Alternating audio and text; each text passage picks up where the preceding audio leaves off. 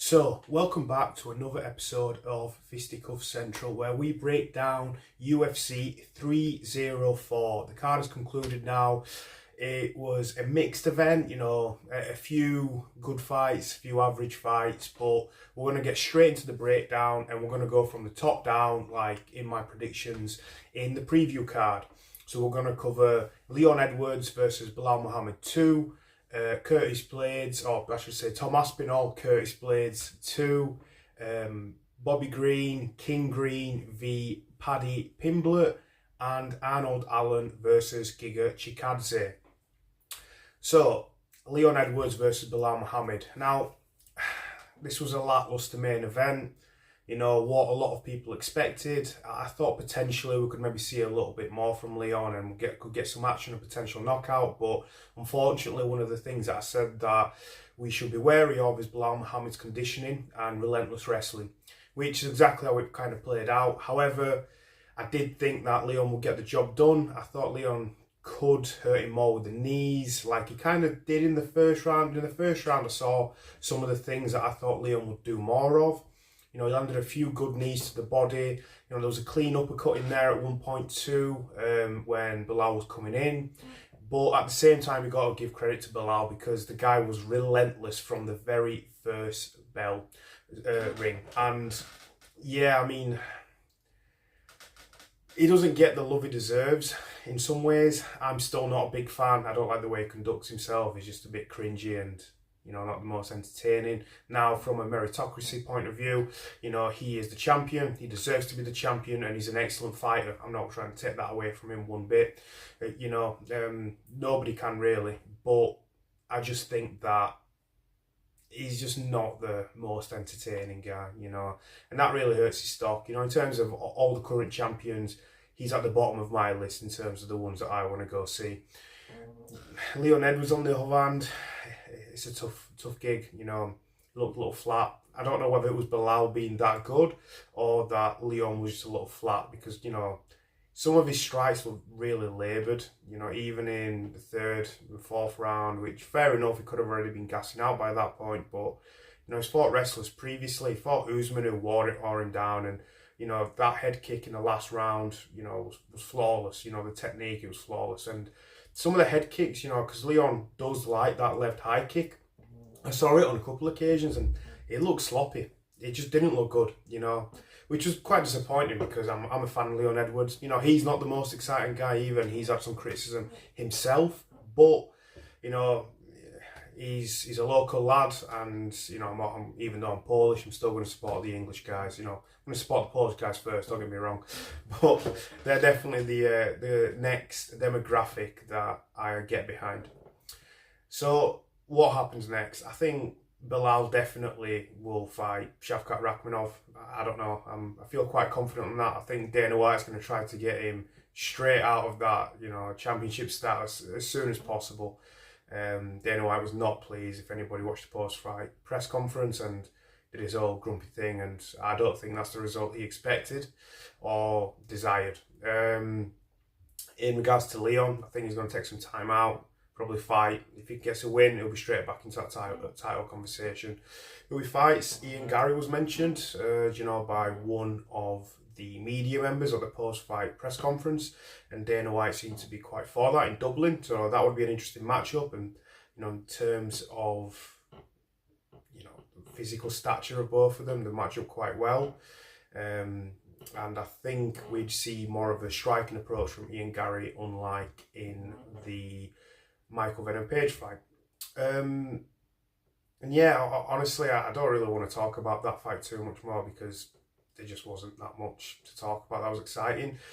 Fair play to Leon as well in the final round, actually getting that nasty elbow, but we need to see that kind of urgency before, maybe in the third round where he dominated the round. He had Belal's back throughout, for like a good 4 minutes. Maybe he should have tried to, be a bit more aggressive, throw some strikes, try to open him up and then get a choke from that, but kind of coasted through that, maybe thinking that he could do the same in the fourth, as he did have some success in the wrestling. But overall, not a great fight. I doubt anybody watching that thought it was a barn burner, apart from some die-hard Belal fans. But glossing over from that, because we're going to go talk about someone that is steamrolling everyone, and that is Tom Aspinall. Wow, this guy just over and over again. I saw a crazy statistic that he's had 9 fights in the UFC and he's only been in the cage for 18 minutes. That is crazy. And I think 7 of those minutes were against Andrei Arlovski. He went to the second round once. So in reality, he's fighting just, most of his fights are averaging around a minute, just over that, which is insane. And, he did get clipped a couple of times by Curtis Blades. I think Tom himself said that it was the reach of Curtis that kind of threw him off rather than the actual speed, which does seem about right, because he almost walked into a couple of strikes as he was lunging in himself, because he's someone that really likes to blitz and cover space really quickly to get those shots off. And he just did what Tom does. He lands shots as soon as possible. Curtis should have wrestled, but he didn't. Even though they did engage in a little bit of clinch work, which was kind of almost initiated by Tom as they clashed together. I don't know, didn't really see anything from Curtis in that regard, and then Tom just, jab, went for the straight, but he didn't quite land it. It was more of a collision, so he got him with a jab, which kind of rocked him, and then, he ended up falling back, a few strikes, so he's on the ground, he piles on top of him, Matt Goddard's there to call the fight. Tom did exactly what he was supposed to do. Now, I'm a bit on the fence about the stoppage. I think it was maybe slightly premature. Now, I know that, it's quite a controversial take, maybe to some MMA fans who want to preserve the health of these fighters, but this is a cage fight. It's MMA, these guys know what they're signing up for. Those strikes weren't that powerful. I know it's easy for me to say, I'm sure they'd feel very powerful to me, but when he was on the ground, they didn't look like they were doing that much damage, and Curtis was on his way up, so I don't think he was completely immobilised. I do think he was partially off balance because Tom collided into him as the jab did stun him, don't get me wrong, but then Tom barged right into him, and I think that kind of contributed towards him falling down. I don't have an issue with the stoppage, completely, because it was a really bad visual. The way that the referee's seeing it, he's not really moving, he's not being proactive in trying to get to his feet at the time, and we've seen in those positions that people can essentially be knocked out unconscious, and from where Matt Goddard was standing, you couldn't really tell. Curtis wasn't really moving, for all he knows that he might not even be conscious. So I'm not mad at it.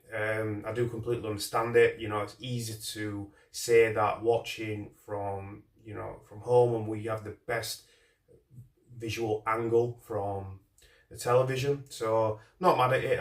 It's almost something that I've seen in a lot of fights where I do feel like there's a trend of fights being stopped a little prematurely at times, like coming to mind Israel Adesanya versus Alex Pereira 2. In these big moments, I do feel like you need to give fighters a bit of leeway, give them a bit of a chance, and sometimes it creates for legendary moments, legendary comebacks. I think of Pat Barry and Chet Congo. That guy was knocked out 3 times, and he comes back and knocks out Pat Barry. So, I understand it can be to the peril of the fighter. The referees are there to protect them, but at the same time, as a fan, just bleed and all that bullshit, right? So, sometimes I wish I could just see a bit more. But like I say, in the way that the current officiating operates, I do understand why it was stopped. So, it's kind of in accordance with a lot of the stoppages over recent years. That Tom and John fight has to happen. It really does, but I'm not convinced it's gonna. Because, Jones is probably going to beat Miocic and probably going to call it a day. Unless the UFC offers him 20 to 30 million or something ridiculous. So rumours are he's going to be getting around 15 for the Stipe fight. So I don't know how much more they would have to add to that figure to get him to stay. In regards to Curtis, oh God, he's a nice guy. I feel sorry for him. He's constantly in this predicament of one more fight and then I'm going to be fighting for the title. He's consistently a top 5 guy, but just can't beat the guy to get into the actual title shot. And I feel like if he was to probably fight for the title, he'd get beat by those guys too. Whoever's the current champion, whether it was Francis who knocked him out twice, I believe it was, or with a John Jones. I think that'd be an interesting fight potentially, but you'd favour John Jones in that to piece him up, the knees with the elbows. So it's a tough one, I don't know. That's got to be really difficult for Curtis to process. Tom, on the other hand, is going to be riding a wave of confidence like he already was after that Pavlovich one and after, like a bunch of other his performances, to be honest. It's just a fight that needs to happen, but I'm not sure it's gonna. It's one of those, it's dependent on what John Jones wants to do. And, Dana White's currently got his tongue up John Jones's ass. But, he should have been fighting for the title now, for the undisputed title. But unfortunately, not, But yeah, Tom Aspinall, what a fighter. The speed, the power, everything about him. I think England could be looking at their greatest ever mixed martial artist in the making. He's really that good, and he could actually be the GOAT of heavyweight MMA, by the time his career is set and done. Some say the GOAT period, but, looking at his age, he's 31 years old, compared to the resume of like Anderson Silva, GSP and John Jones.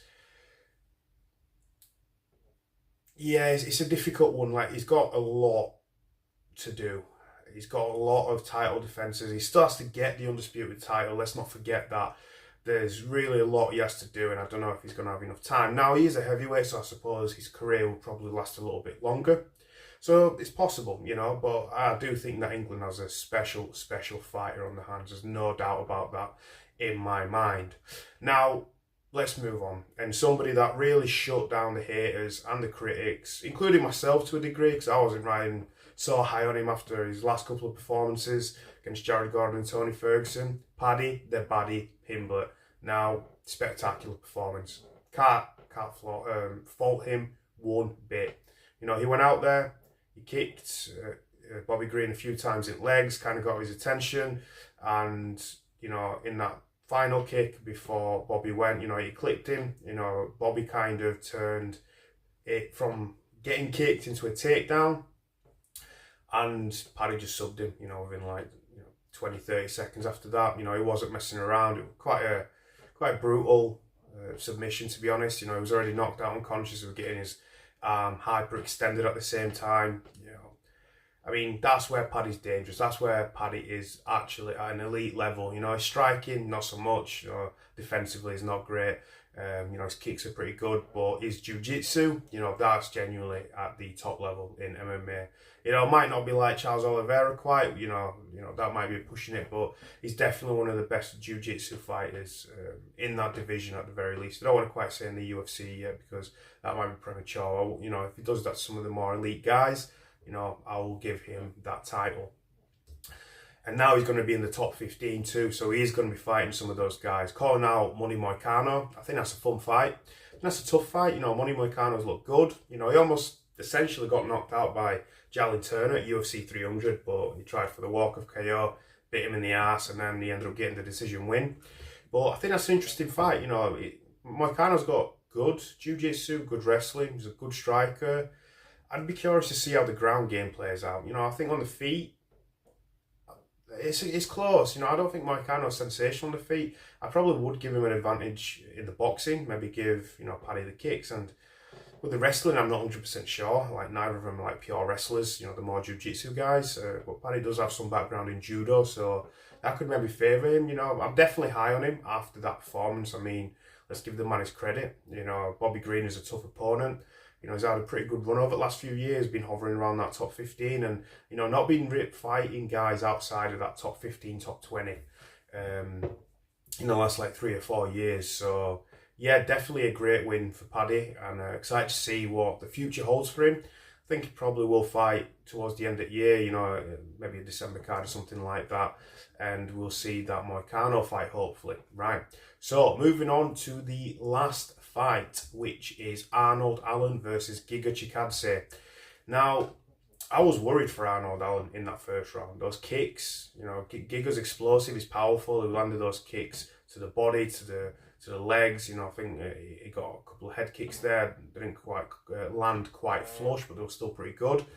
And I don't know, Arnold Allen just seemed to be struggling to find him. You know, he didn't really go for any kind of wrestling approach. He just wanted to strike with him, trying to walk him down. He was being smart, circling away from the right power leg of Giga Chikadze. So it was a strange one because he was literally like, you know, circling, but it was almost detrimental to his attack. You know, I remember Daniel Cormier throughout the broadcast saying that, you know, to pressure the fight, you have to walk straight towards him.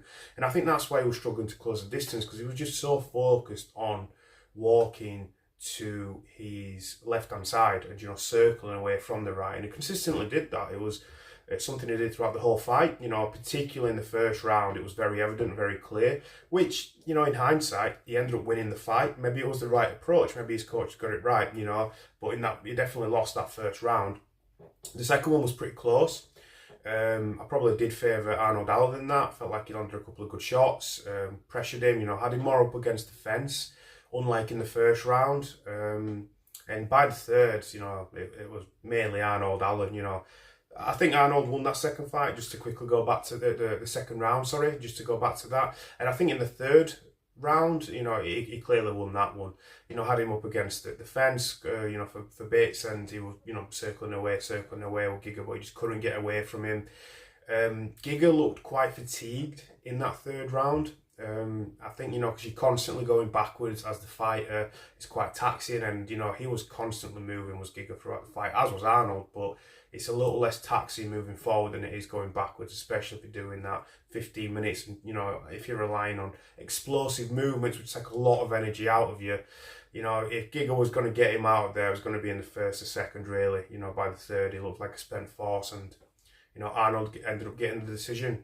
Happy for Arnold Allen. I think he's one of the nicest guys in MMA, actually, to be honest. I was going to say in the division, but, you know, he's definitely one of those guys, you know, like, you can't hate the guy, you know. He's just down to earth, humble, very likable individual. You know, maybe not the most charismatic person, but, you know, I doubt you could find one person within the MMA community who's got a bad word to say about him. You know, in regards to him moving forward, he needed that win desperately. You know, losing his last two against Max Holloway and Movsar Evloev. You know, I've said my piece about those fights, but it's a tough one because I look at that featherweight division. That is a division full of studs. You know, the champ, Ilia Topuria, you got like the likes of Max Holloway, Diego Lopez in the midst now. You know, Brian Ortega, Yair Rodriguez. You know, those names I mentioned. I look at Arnold Allen fighting those guys, and unfortunately, I wouldn't really favour him in any of those matchups. I think he's got a good shot of beating him, absolutely. You know, I wouldn't rule him out, but, you know, to get to that championship status, and he's got to win 1, 2, potentially maybe even 3 more fights. You know, he's going to struggle, and the thing is, because he doesn't really get finishes, he's going to have to fight more to get a title shot. You know, if he knocked out Giga, knocked out one other person, he'd be fighting for a title. You know, the UFC pushes people that are exciting. And as with Bilal and Leon, they had to earn their stripes by accumulating large win streaks. That's what Arnold's going to have to do again. You know, he was on a 10-fight win streak and he didn't fight for a title. You know, he was fighting for the #1 contender spot, meaning that he would have been, if he won that fight against Max Holloway, he'd have been on an 11-fight win streak and then fighting for a title. And it's unfortunately, it is just his fighting style.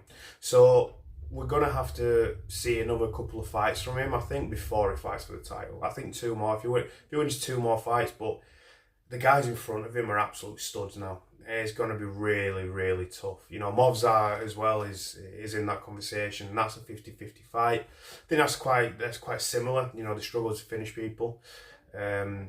I think that's a more winnable fight than the other individuals I mentioned, like, you know, like Brian Ortega or Ilia Topuria. These guys are, you know, Max, you know, he's already fought Max. They're going to be tough to beat, you know. I think they're only getting better. Maybe not Ortega as much. I feel like the best Ortega I actually saw was against Korean Zombie, in my opinion. When he took that long layoff and he came back, he was like, you know, Muay Thai master, and he looked great in that fight. But going back to Arnold, yeah, I mean, I wish him well. I hope that he can, you know, fight for a title, even win it, but I think it's a tough ask. You know, time will tell, you know, how he ends up performing. And in regards to Giga, I don't know, maybe like a Calvin Kattar fight or rematch, or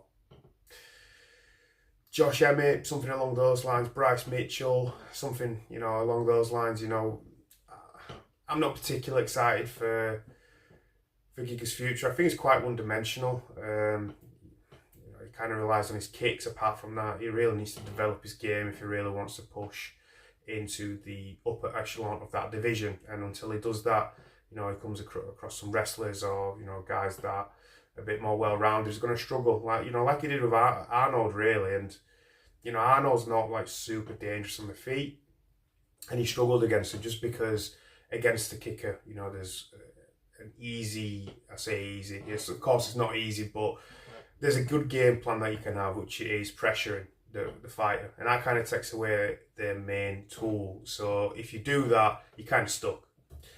And yeah, he needs to be incorporating more knees, elbows, more powerful strikes. Sometimes even like, a looping strike, which is dangerous, but something to generate a bit more power with the hands and get the attention of your opponents, because his hands look like pillows for the most part. I've never seen him remotely stun anyone with a strike that is thrown with his hands. So that's quite worrying, and I don't know what the future holds for him, but I don't see him fighting for a title anytime soon. I might be wrong. He might end up developing into a fantastic fighter. So that pretty much covers it. Great event. Happy to watch it and happy to produce this episode for you. So I'm still getting to grips with this. I'm going to do my best to improve. I'm still a little shaky here and there, but first couple of episodes, as time goes on, I'm sure it will become more smooth and I will become more fluent. So I will next be back probably halfway through the week, Wednesday, Thursday. We'll be covering UFC Abu Dhabi, which is Corey Sandhagen facing Umar Nurmagomedov. That's going to be an excellent fight. There's a lot of good fights on that card. It's one of the best fight nights of the year, if not the best fight night of the year. So I'm looking forward to breaking down those fights, and I'm looking very much forward to watching those fights. So thank you very much for watching, and hope you enjoy your day, guys. Peace out.